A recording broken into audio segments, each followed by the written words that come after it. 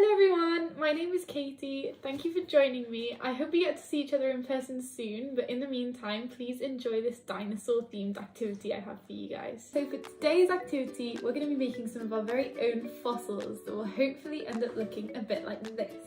Fossils are imprints or patterns from when they're left behind from when the dinosaurs were here, and they can capture lots of things from insects to seashells or plants. Are preserved in rocks for thousands and thousands and thousands of years. To make our fossils, you're going to need the flour we sent you, the salt we sent you, and then also 125 millilitres of water that you can measure out using a measuring cylinder. And you're also going to need to tell an adult nearby what you're up to, just in case you need any help. Okay, so first we're going to need to make some of the rocks that you find fossils in. So to do this, we're going to make a dough, but it's not for eating, it's just for fossil making. So you're going to gather your ingredients and also a bowl for mixing and a spoon for stirring. And you're going to add the flour and the salt to your bowl. And you're going to roll up your sleeves and you're going to start stirring it with a spoon. Stir it thoroughly so that the flour and the salt are all one mixture.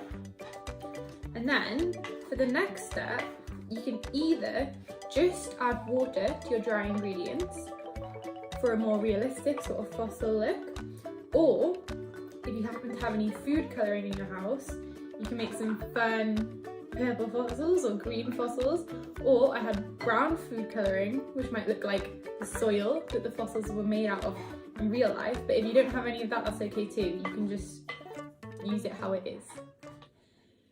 Okay, so once your flour and salt are all mixed together, you're going to add your water and any food colouring that you might want to use into the dry ingredients.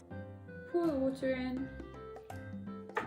I'm going to put a bit of food colouring in, but you don't have to.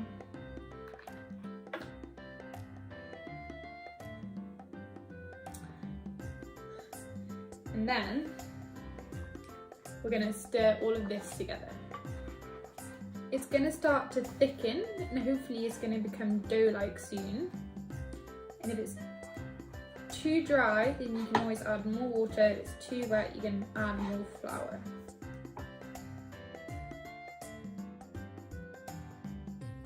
Okay, so once you've given that a good stir and it's started to thicken up and look a bit like this with lots of lumps, this is when you can put your hands in and try and squish all the pieces together to make a ball of dough.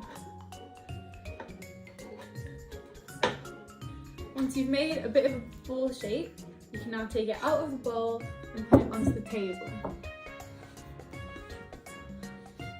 You're now going to knead your dough, so you're going to push it together, and push it together, and push it together until it forms a nice smooth ball. Okay guys, so once you've got a nice ball of dough, this is going to be the base for your fossils. And now comes the fun part. We're going to make an imprint in our dough. So to do this, I have some plastic dinosaurs and I've also got some seashells, but you could use any number of things. So if you have any other plastic toys that could make a fun print, or if you've got a cookie cutter with a nice shape, or if you have absolutely nothing, you could even use your hand and press that into the dough. So to make a fossil, you're going to break off a ball of dough that's big enough to fit your object. So I'm going to start with a seashell. You're going to roll that into a nice ball and then press it onto a surface.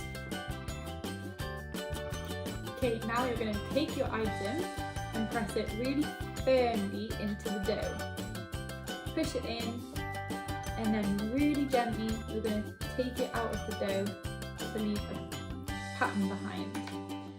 Okay, so after pressing my seashells firmly into the dough, I've got some patterns that look a bit like this. And this is what real fossils might have started off like. Now, don't worry if it goes wrong, because you can always squish the dough back up and try again. But you're then going to repeat that process for as many items and as much dough as you have. You can make a few fossils.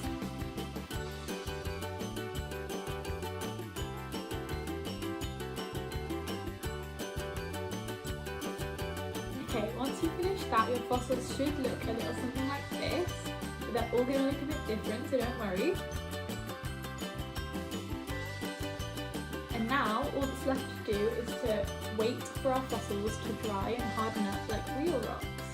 Now, if you ask an adult very nicely, they might put it in the oven for you for 3 hours on a low heat, but you can't do that by yourself. If not, then all you need to do is leave the dough somewhere warm and dry, and it'll harden by itself over a couple of days, just like how real fossils would have hardened up over years and years and years.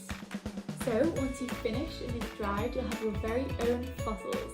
Thank you so much for joining me, guys. I hope you had fun, and I'm sure they turned out great. Bye guys, hopefully we'll get to see you soon.